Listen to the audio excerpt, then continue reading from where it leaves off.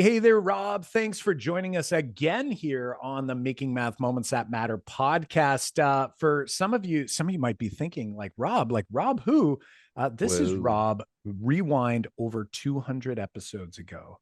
And What? Rob was with us on the podcast, and we've been in touch. And actually, John and I have actually been on your podcast that you do with Chris Lesniak, and we've had a blast over there, debating, arguing, defending, doing all kinds of great stuff. So definitely check out the Math Debate podcast for those who are listening. But we're just happy to have you back here, Rob.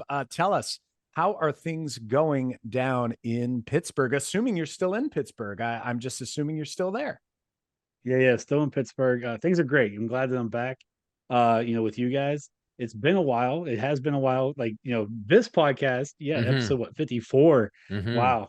That feels like ages ago. Especially because like the journey I've been on since then has been a wild one. And then like the debate math podcast with Chris has been fantastic. It's been one of my favorite things to do. It's a passion that Chris and I have, and things are going really well. And we're prepping right now for season 3. That'll come out in January. I don't know when this will be released, so if it's already past January, go back and listen to all of our episodes before that. Love it. But no, I mean, like we're starting off with season 3, where there's some more heavier hitting math arguments that are happening in the world for math, and we're gonna lean into it, and we're gonna see where it goes. I don't know if we're gonna do any more hot dogs and sandwiches for this season, but that was awesome though. That was still one of my favorites. Your girls were awesome. So awesome. Yeah, that was a blast. We're still talking about it nowadays, exactly. So. If you're not sure what we're talking about, we, Kyle and I and our 2 daughters, each of us brought one of our daughters. Kyle's daughter, I have 3 daughters, so I brought one of them. I picked the best one.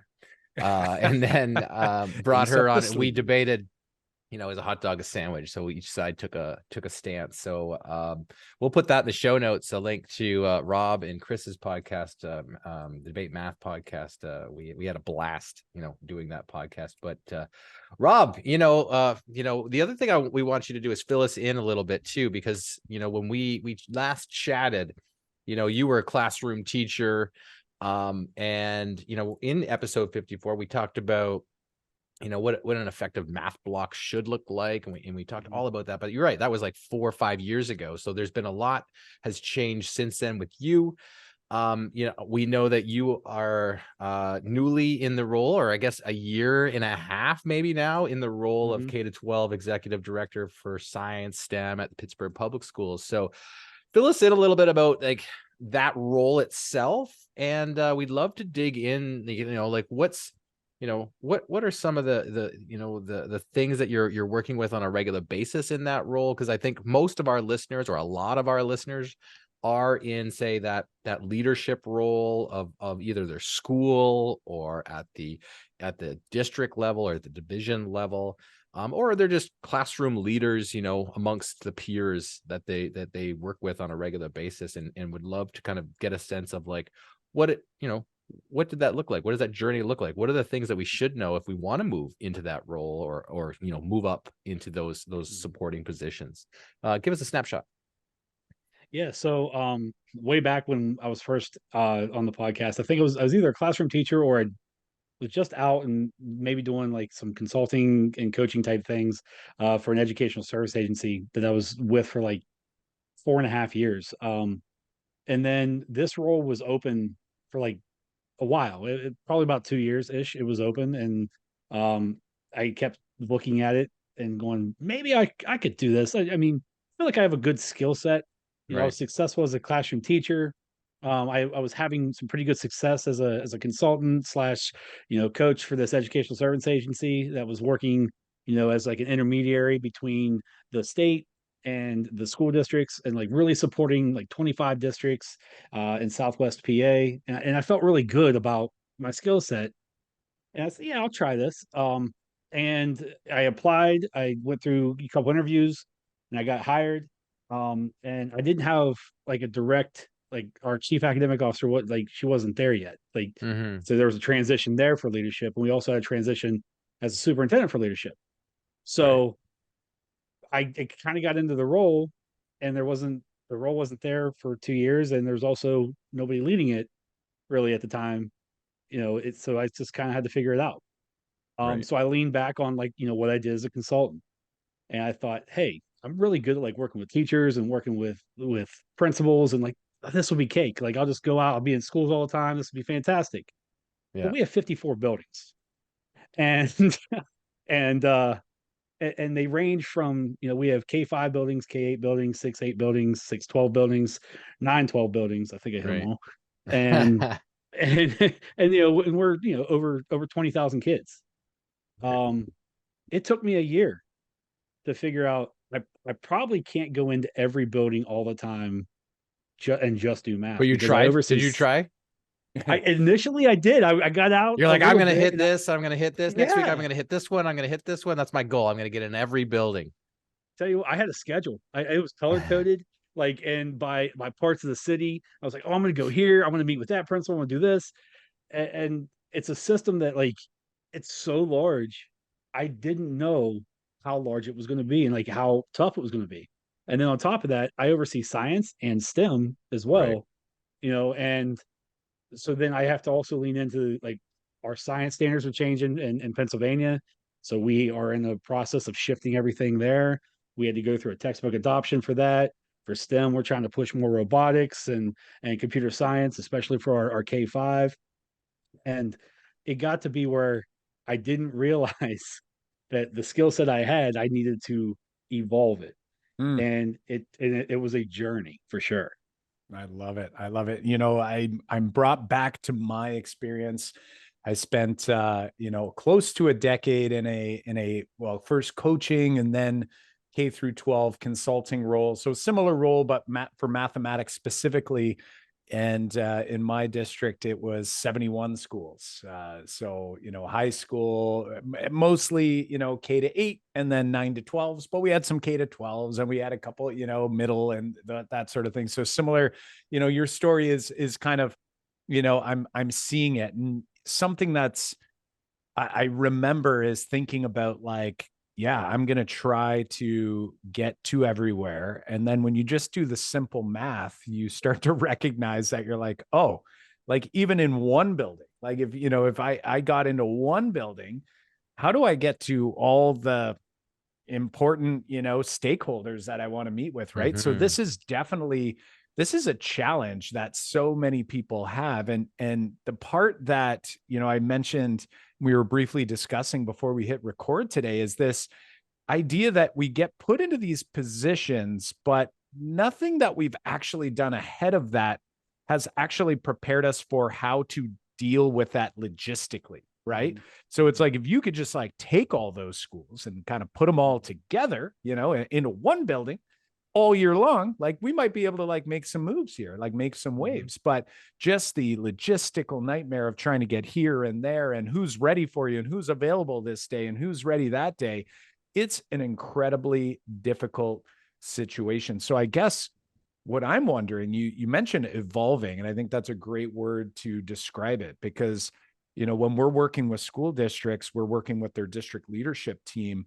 Oftentimes, that's what we're discussing, is that, unfortunately, people enter in oftentimes into these roles, and it is an evolution. But the question then becomes, is like, how long is it going to take us to engage in that evolution, where we can get to a place where there's like a tipping point, where there's like Hmm. real momentum that starts, we call it Mhm. like you feel like the wheels are, stuck in the mud. And Mhm. it's something that's a really hard thing to do, especially without proper support. So I guess I want Mhm. to go back to you and say, what would you say is maybe well, I guess, how's that going so far? But then also, what would you say is sort of the greatest support that you've either received or Mhm. sought out in Mhm. order for you to, kind of nudge that evolution a little bit further down the line, instead of just sort of waiting for it to sort of organically happen over time through Right. just time and experience? Well, so it's interesting because as I thought about, this journey and even getting into, being an executive director, um, as I reflect, it's like it's not really much different than when you leave, college, university, and get into teaching, where like you're not really prepared, but you're prepared in the perfect world of the textbook. And then you get in and like life happens and you're like, Right. whoa, I need to learn like real quick. Like these kids are real people. They're in front of me. I need to figure this out and do what's best for them. And then as you continue that journey and you get into, maybe building level administration, or even before that, if you get into being like a coach of some kind, like a math coach, or, like an academic coach for like a district, that's a different skill set, because now you're training adults, and like you haven't taken classes on andragogy and how to train adults, because they learn in a certain Right. manner, and it's different. So then you move into building level administration. Yeah, you've taken courses, but nobody really prepares you for those hard conversations you have with, whether it's teachers who are facing an angry parent, or union issues, or whatever. So Yeah. it's like they each have their own thing. So as I got into this, I have some people that are friends of mine throughout the years, that were professional friends that have become friends, who were superintendents that have moved into assistant executive director roles. Um, People I trust, people who are true leaders, that like I reach out to them and like, hey, can we talk leadership? Like Right. I want to talk leadership. How do I lead people? Because I know now, and you asked like how's it going? I mean, I'm a year and a half in, and for the first 7 or 8 months, it was a struggle. I mean, that's Right. real. It was For a sure. struggle to try to figure out how to get, how to lead, how to be the leader that they need, how to be the leader that they deserve, and also one that's like willing to go to battle to do what's right for kids. And the other thing I found is that as you move into these roles, like, please don't forget why you got into education to start with. Mm. You got into education for kids. Mm-hmm. So even though the further removed you are from the classroom, and I've seen it happen to way too many times, where people forget that we're here for kids. And as long as you can keep that focus on kids, like you're going to continue to want to get better because it's about the kids. So like for me, I have 10 math academic coaches, 3 math coordinators, a science supervisor, a science coordinator, and a STEAM coordinator, who all report to me. And there's a variety of different things that are happening, amongst our district. Mm-hmm. I, I had to learn pretty quickly that, our coaching model wasn't working. Mm. We have 10 coaches. They had 3 buildings each. Do the quick math. There's 54 buildings. So we had schools that weren't being served. So then we had to change it. So we had Mm. to think outside Mm-hmm. the box and change it. Right. So that was like a passion of mine. We Yeah. have an outdated, core curriculum resource. We needed to update that. We need to change that. We need to find something new. So, science, our standards are changing. Like we need to change that. So it's like finding things that that are big, that you have to change. And how does that change occur? It's a systemic thing. Yeah. So I lean on people that have done it. I lean on Right. superintendents of the area. I lean on building leaders who can lead people, who can get them to like buy in. And so I mean, Yeah. and then It's really going down we're going down the wormhole real quick. So my current uh boss, my the chief academic officer, we talked this summer about Bowman and Deal's leadership frames. And there's 4 leadership frames. And there's structural, there's political, there's human resources, and there's symbolic. And we really dove into these 4 leadership frames on how to lead people, because sometimes like there's 4 of them, and sometimes you dip into one deeper than the other depending on the situation. And that was something I really had to learn, Mhm. because I was all human resource. I was all about people, like, Right. hey, people, people, people. But then my structure wasn't always there. So I had to Mm-hmm. learn how to build the structure, right? True. So True. No, I love that, because when we often get in these roles, it's like, well, a lot of people don't have anyone to turn to. It sounds like you had a great support network to turn to, this superintendent or this professional friend, you know, that gave you some of that insight in leadership to strengthen your own skills. And I think that's great, because I think there's a lot of people who are like going like, I got here because I was tapped on the shoulder as a great teacher, but now I'm like, ugh, now what? Like, where is my professional development? Where is, you know, for me to learn how to be a leader? And, you know, like, I think that's great for you, for sure. What do you like? Was there any other learning, say, that you did that, say, someone else could replicate? Like, is there a book that you'd recommend? Like, I know that you just talked about the 4 leadership frames, super important. Is there any other resources that you'd recommend to a person who's, you know, stepping into this role for the first time, or they're in this role and it's a year in and they're like, I'm struggling here, or I'm not sure if I'm making a dent, but I'm like, I just want to like grab something and go like, maybe I can read this, or maybe I can listen to this, or maybe I can, you know, reach out to this person. Like, what other resources do you recommend, Rob? You know, like going through this, because it sounds like, you know, you've got a plethora of knowledge around kind of building the skill up. Yeah, I mean, in terms of reading, outside of that you know, leadership frame book, I didn't do a ton of reading. I tried to dive into like podcasts, and I Mm-hmm. didn't find anything that really helped as much. So there's Right. nothing that I can like speak to on that. I was trying to read some things, and nothing like hit me where I needed to be hit at the time, right? Got it. So there's some stuff that I just it didn't nothing was sticking, and everything that like I heard or read, it wasn't right for the situation.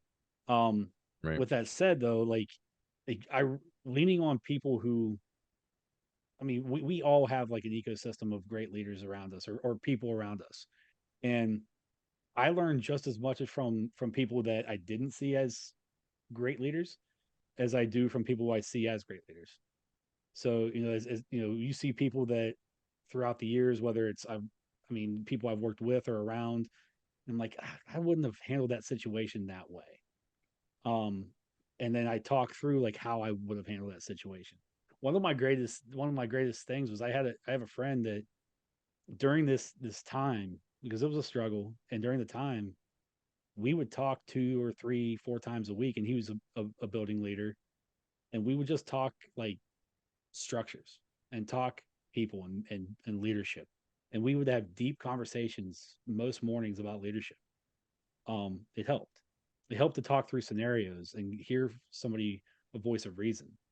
Um, I think that's beneficial. I think, you know, there are other things out there that, you know, maybe people might find. I know you guys do a lot with building leaders, and I unfortunately didn't stumble upon your guys' stuff until like much later.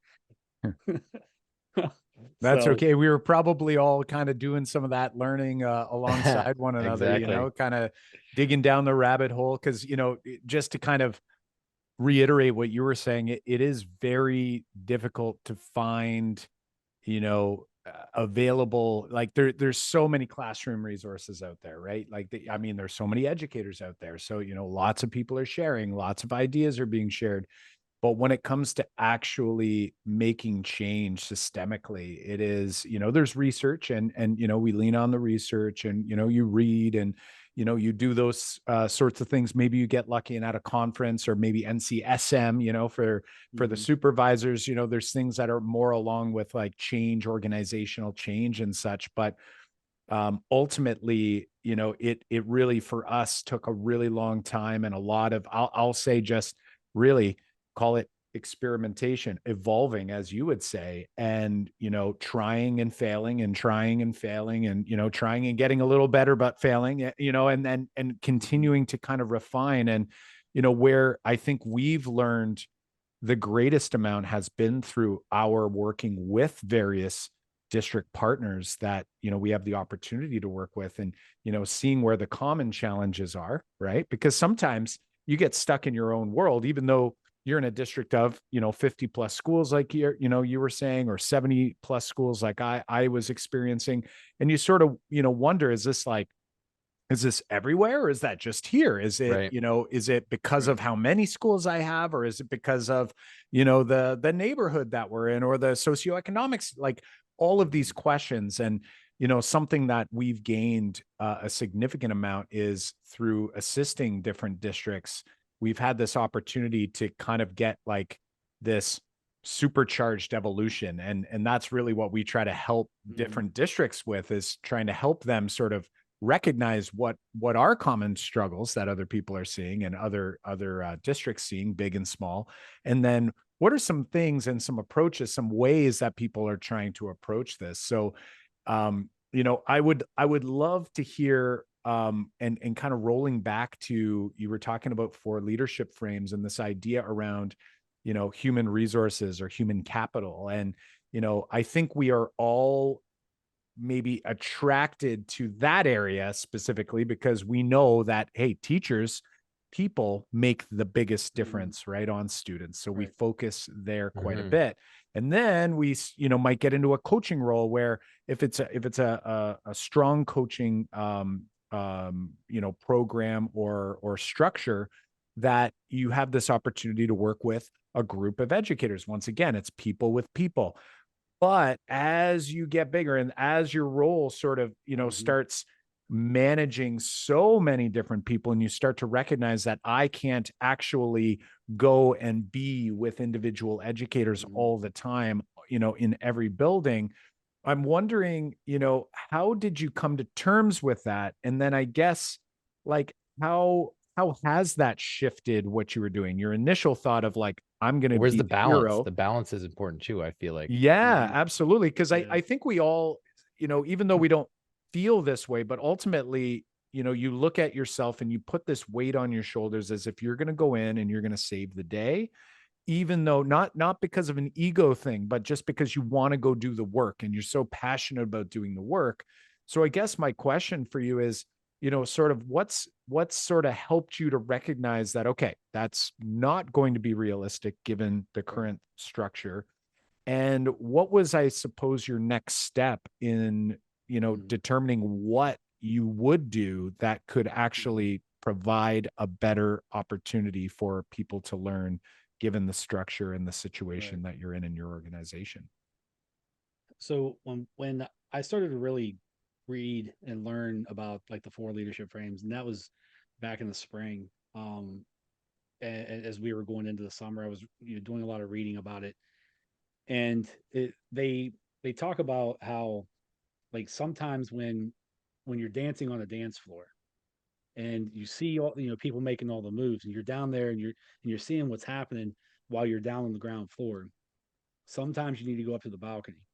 And when you go up to the balcony and you kind of get to see the whole picture and Right. see how the parts are moving together, and as you're seeing how the parts are moving together, that's when, like, you can see if there's one part that's not moving with the other parts. Right. So in terms of balance, like John said, like, trying to zoom out.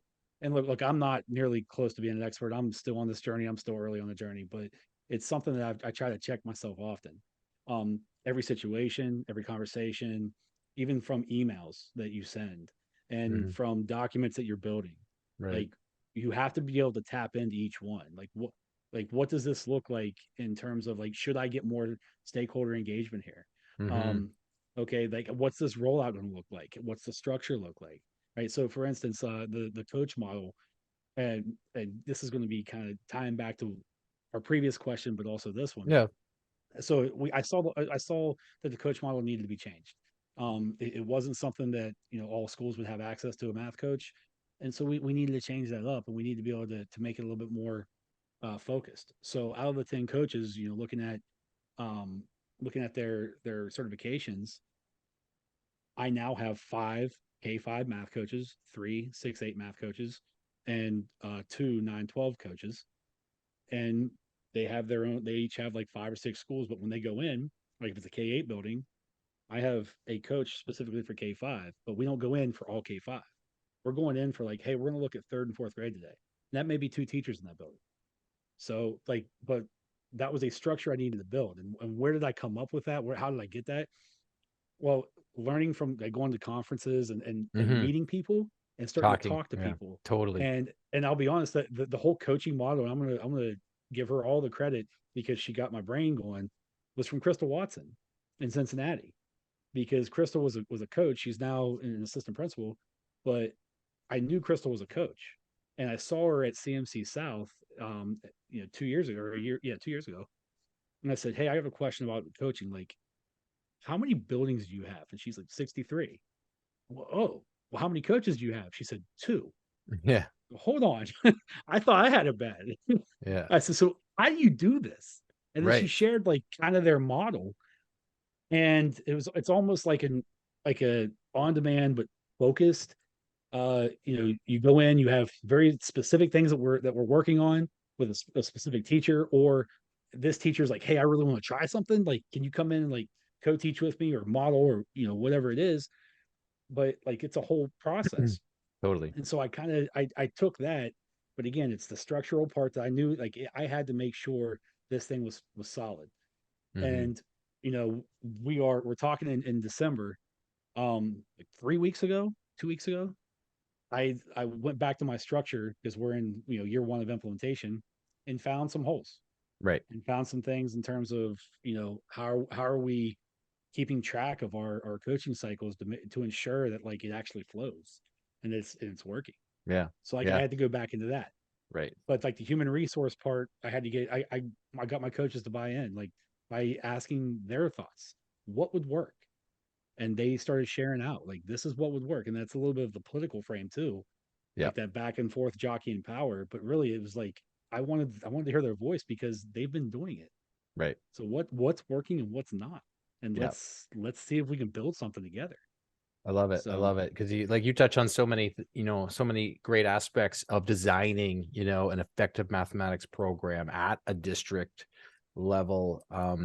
From structure to having that, we call it kind of like the ground floor or grassroots movement of helping design what you want your math programs to look like, but from that teacher level, so everyone has that buy-in to go like, hey, we're all working towards this because we all want to. Like you said, you wanted this, we're going to build that in. Like I love that you're using that as part of your structure. When you think about, Kyle and I often talk about our 6 parts of an effective tree that represents the district program. And we always call the limbs of our tree our structure. This is like, how many coaches do we have? How do we utilize those? What's the optimization in that way? Are we best using that model, or we should be using this model? Like you're already thinking about your limbs, and you're optimizing your limbs of your tree. Amazing. Most, from the work that we're doing, most districts that we talk to need help very initially on the trunk of the tree, which is what we call the leadership of the tree. So this is kind of like our vision. And we're like, what do we want for mathematics? What are we aiming towards for mathematics? And and I think there's lots of work to be done around trying that aim and thinking about our goals. Like, what do we want to see happen at the end of this year? What are our big objectives? We help shape that with districts. And so we always get districts that kind of like are trying to do so many things, and it's like I got a lot of like things in the juggle. I was like, I gotta do that, and I gotta do that, and I gotta do that, and I'm like, I really wanted to do this year, and I'm on my pace to hitting that or not. And it's like sometimes we're like, because we're in the thick of it, we're not sure. So like what would you say if you're thinking about the trunk of our tree and trying to aim our goals, or aim our the work we're doing to hit these goals by the end of the year? A lot of districts are going like, I don't think I'm on track. Like Rob, what do you say? Like what are you doing in your district to kind of like right the ship, or go like, these are the things we set for the year and we're on track or we're not on track? What are some of the techniques you're using right now to kind of keep the ship straight? Well, I wrote a strategic plan last year. I Perfect. wrote I sat down, I wrote it, and again, this is before I knew better. I wrote it by myself. I brought it in. I brought in a bunch of information, learning, and I wanted to like, okay, what do I envision for Pittsburgh for math? Like what do I want to see happen? And I started jotting a bunch of things down. And then what I ended up doing was I was like, okay, I can't do all things at once. So let's do it in phases. Let's chunk it. What are some things like in the first 3 or 4 months, like I think are feasible? What's that look like? Who's involved? what kind of training needs to happen, and what kind of conversations are going to have to happen. And then, what's phase 2 look like? What's phase 3 look like? I tried to map it out for about, 3 years. And, about a month ago, because I hadn't looked at it for over the summer, I didn't look at it really. And then like we really dove into, we just are ending a textbook adoption, which was part of the strategic plan. And I said, you know what? I'm curious I stand with Right. my strategic plan. I haven't missed it. I haven't missed anything. It's everything that Perfect. we're doing. We're still on pace for what we want to do and what we want to accomplish. But it was really hard. And you said like, oh, there's this thing, there's this thing, there's this thing, Right. there's this thing. Like when I first got in there, I felt like a fireman. There's that fire. Oh, I got to put that out. There's that fire. I got to put that out. And instead of like, okay, instead of reacting, how can I be proactive and try to avoid some of that? And sometimes it takes, a pretty large fire for you to go, okay, why did that occur? And it occurred because the system wasn't in place for that to be successful. So let's build that system. Let's, get proper communication out. Let's make sure that everybody's on the same page. And no, it's not perfect. It's a work in progress always. But like those are some like that strategic plan was massive for me. And being able to talk it through and then once I had it, I talked it through with my team, my core math team that's part of me. And I said, so what do you think? Are these feasible? And I have some very reasonable voices on my team. And they're like, you sure we can do all that right then? We might want to like move that to the second phase. And they were right. It's interesting because I have a wonderful group. I'm telling you, I have a wonderful group of people. And I got very lucky, and I'm very blessed to have the group of people I have who are reasonable voices, but they all come from they all have different ideas. Mm-hmm. And listening to their ideas and trying to put it all together is huge too. So like I have that strategic plan, but they continue to add to like, hey, we really should look into this. Like, let's look at grading policy. Where are we with what's our stance on calculators? There Right. hasn't really been one, and like, what does that look like? And what our course catalog, like, why do we have so many Algebra 1 offerings? And like, how do we, streamline this and make sure that everything's, aligned? And, our core resources, why do we have, a resource that's, in science, we had a resource that was 20 years old and like it needed to be replaced. So we replaced it. And so there's a lot of that going on, but having really good people who you have to build them. Now it's tough. Like you have to allow them to lead themselves and like, hey, this is something I want for, K5 mathematics. I want this for K5 mathematics. Okay, so how are we going to do that? And asking those questions I find is huge for leaders. Like, okay, so you brought me something you want to do. How do you think we can accomplish that? So instead of me being the all knowing, which I walked in trying to do, Yeah. I want to listen more. Yeah, I'm trying to listen more. Like, how do you think we can accomplish that? And if I hear well, I don't know. Okay, well, go think about it, and like, let's talk in like a day, Yeah. and let's try to figure this out together. I'm okay with that. But and then now it's becoming, they bring a problem with a couple solutions, or hey, they bring a situation and like, hey, I think we can rectify this by doing it this way. Yeah, okay, let's try it. Yeah. Like, Well, it sounds right.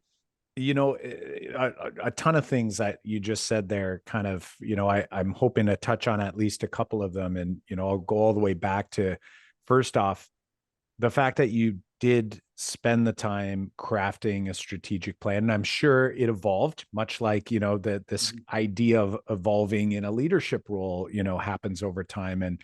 But by taking that time and thinking it through and starting that journey and then continuing to come back to it is a really important piece. So, kudos to you for that. I think a lot of leaders and a lot of organizations will try to create, they know they're supposed to do that sort of thing, but oftentimes, it's almost like a to-do that, it's a checklist item. We're gonna set this, and in a way it's like set and forget, like we're gonna set it because we're supposed to, And then at the end of this year, we're going to like realize that, shoot, we didn't get anywhere near any of these things. And, you know, probably just start from scratch again next year, right? Or somebody new comes into a leadership role, a supervisor, whatever it might be. And off we go and, you know, rinse and repeat. And something you said, though, you said, you know, you did it alone, and it almost suggested as though you're like, maybe that you might have done it slightly differently in the future. The one thing, though, that I heard you do is that whether you do it alone, right? Which I think it's worthwhile exercise for people to do it alone to see like what you came up with.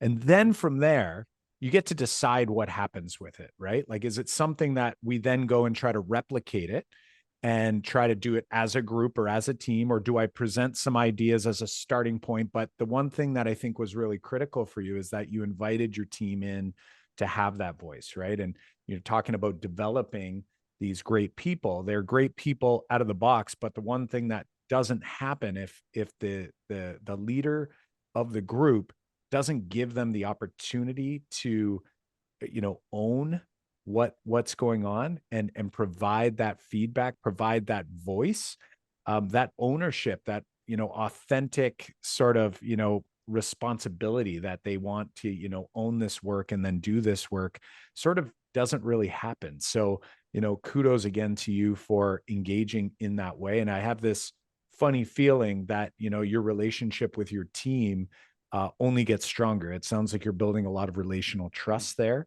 And, you know, because you're giving them that voice, you know, they're going to give you that voice and they're going to give you their best, right? And ultimately it's just a win-win for everyone, right? And ultimately at the end, who wins?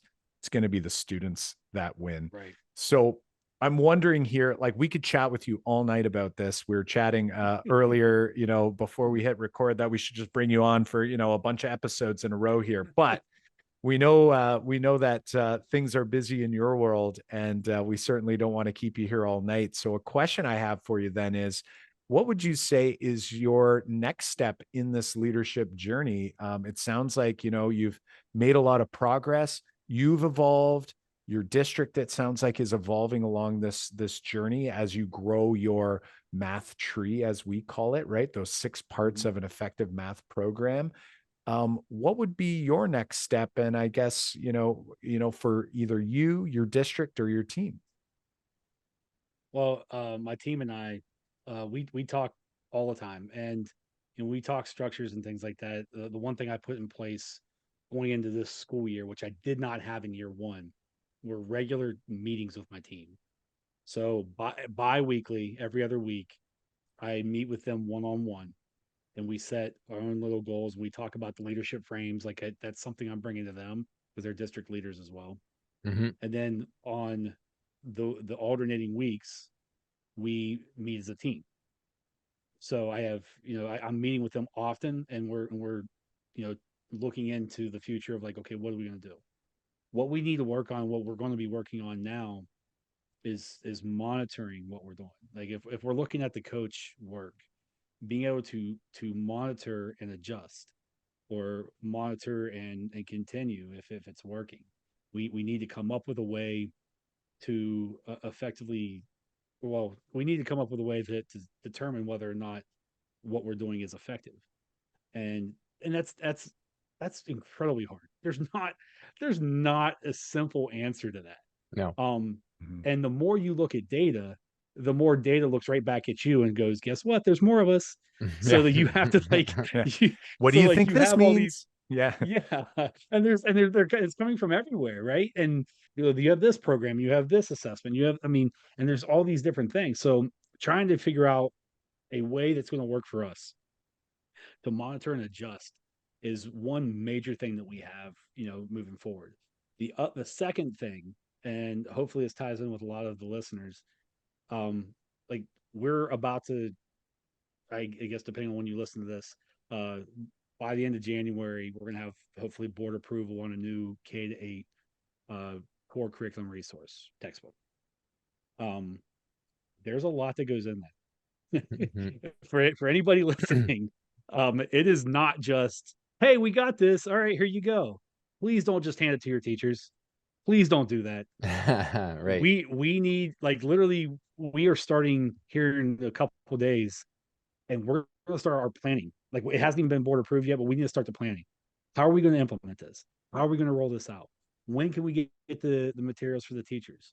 All the technology piece of it. Like, do we have single sign-on access? Do we have it with Schoology? Do we have it with, does it, our student information system? Does it collaborate with that? What about our English language learners? What about our the special education department, and how do they fit in? And like, so we're gonna have to sit down and kind of make our own little mini strategic plan Mm-hmm. on the rollout and the implementation. Selecting, as difficult as my team might have thought it was at one point, that was easy. Yeah, yeah. The implementation, this is when That's where the work's real gonna fun happen. begins. Yeah. Yeah. And Yeah. so there's two things, like, because we have, the coaching model, we want to make sure that that's being effective, but then we also have this very large thing dangling over our heads right now about, with the books, the new textbooks, that, it's the first time we've had new core curriculum resources in 7 years. Right. So Yeah. it's time, and it's going to be a shift in mindset. It's going to be a shift in how we teach. And then Yeah. once that gets rolled out, then it's again going back to the monitoring piece. Yeah. Yeah. So What I love, I'm gonna say what I love about, in two ways, or two things I love. What I love is how you're systematically thinking about all of these pieces, as like you're the CEO, kind of going like, these are all my moving pieces. And you're like, look, we have to get the coaching model right before we bring in the curriculum, because if we don't, then that's going to be a mess. It's like, if we don't have this rolling the way we need it to roll, then how are we going to support this when this comes in? So I love that you're thinking about all of those pieces, instead of just going like, you're right, we need that, and we need that, and we need that. And I think, that's the other part, that so many, I said this before, is like, so many districts struggle with deciding on what's important and then sticking to it. But like thinking about, we always reference the districts we work with is like, let's decide on some big objectives. So these are, the big things that you want to strive for. And then let's set measurable key results that you can hit this year, next year. And these are the things you want to work towards. But the key thing is measuring that. Sounds like you've got that monitoring in place, that measuring in place. Like, that part, I think most districts are missing. And, it sounds like you're well on your way to like making that happen. And I love that about the work that you're doing. Rob, what would you say is like, if you could leave the listener today with one big idea? And we've been talking all about, district leadership, structuring, you talked about the four pieces as well of leadership, of leading and leadership. But what would you say is like, if you're talking to a leader right now who's a math coach, but also maybe in your position at, say, another school district, what would be the big idea you want to leave them with from this conversation? probably don't forget your joy. Don't forget, like, all of this that I'm doing right now. Like, I and people can argue this, but I'm a firm believer that everything happens for a reason. I don't know what that reason is in the moment typically, but there's moments when you get into leadership, district leadership, building leadership, coaching, like, Mm-hmm. especially when you're, executive director, or if you're a CEO or a CAO, or, it's easy to slip into losing joy and losing the focus on kids. Um, I encourage anybody and everybody, like, if you get into that role, don't forget to go out and visit some schools and see kids in action. Um, they will brighten your day pretty quickly. If you pop into a first and second grade classroom, there's nothing but joy there. Right. Like, they smile. Like, Dr. Goldie Muhammad's work with her 5 pursuits, and talking about, joy. I we need to remember the joy, and I try to bring joy. And for those who are listening, who know me, um, I try to be a different person. Like, I'm a different cat. I bebop around the office, and I tell jokes, and I'm high fiving people. It's like, I'm sure I'm not your stereotypical executive director, but I'm not trying to be. Um, I'm trying to be me, authentically me, and just like I enjoy life, I enjoy kids, I enjoy education, and I enjoyed what I'm doing like crazy. So I'm gonna have joy. And I had somebody tell me the other day, "Hey, don't let anybody steal your shine. Don't let anybody steal your Right. joy." And I said, well, I appreciate that, but also you're not gonna steal my joy. Right. You're not gonna Yeah. get mine. I'm not going to let you. Yeah. Yeah. No, Yeah. that's fantastic. That's a great message. And, you know, when I think when people, you know, kind of what popped into my mind is when people they go in for all of those reasons that you've mentioned, right? They go in for the kids, they go in because they truly want to make a difference. And I think sometimes if you're not intentional about it as you are here and as you've shared that hey, you're going to be authentically yourself, you're going to be joyful and you're not going to allow that joy to, you know, be taken from you. You're being intentional about that. And if you're not, I think that's when you're susceptible to potentially losing it. And the reason why I think is because people try so hard and put so much, you know, pressure on themselves to go in and be the change, right? They want to go in there and they want to do great things. And I see this happen in the classroom with teachers who lose the joy, right? Because they're trying so hard and they feel like maybe they're stuck in the mud. Or you see people that are in a leadership role that they just feel like, hey, I don't have, you know, enough of the resources, be it human capital, be it the, you know, physical resources, be it, you know, whatever it is. And I think taking that time to be intentional and to really reflect on why they're there.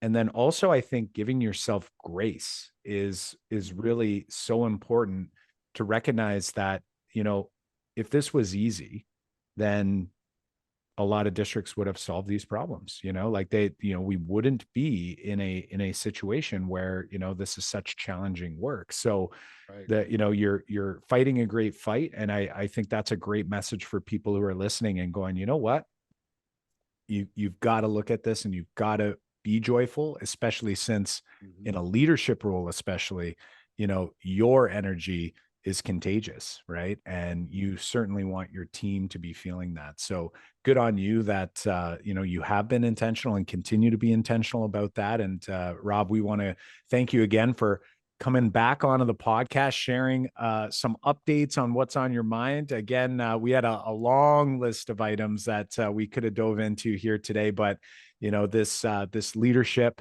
role conversation has really resonated with both John and I, as you know, we're deep in the thick of it with our district partners through our district improvement program. So we appreciate you know, you letting us chat and, you know, see what's going on in your world. And hey, we're wishing you all the best. And folks, if you want to reach out to Rob, where can they find you? I mean, I'm still technically on Twitter, so or X.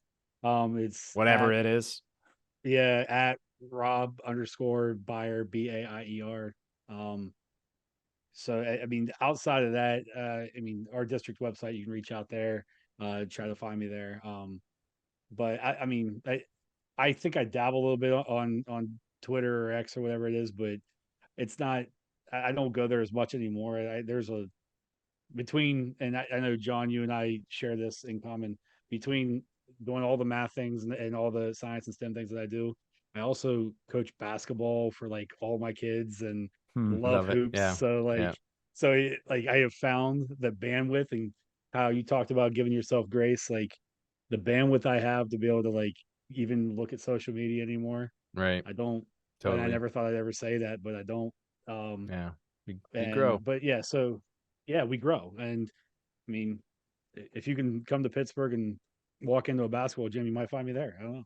So Hey, I maybe I will. Maybe I will. Rob, we want to thank you so much for joining us. We can't wait to head to Pittsburgh and hit that gym and see you at one of the next conferences that we head to. Take care. yeah, thanks, guys. See you, Rob. Have a good one.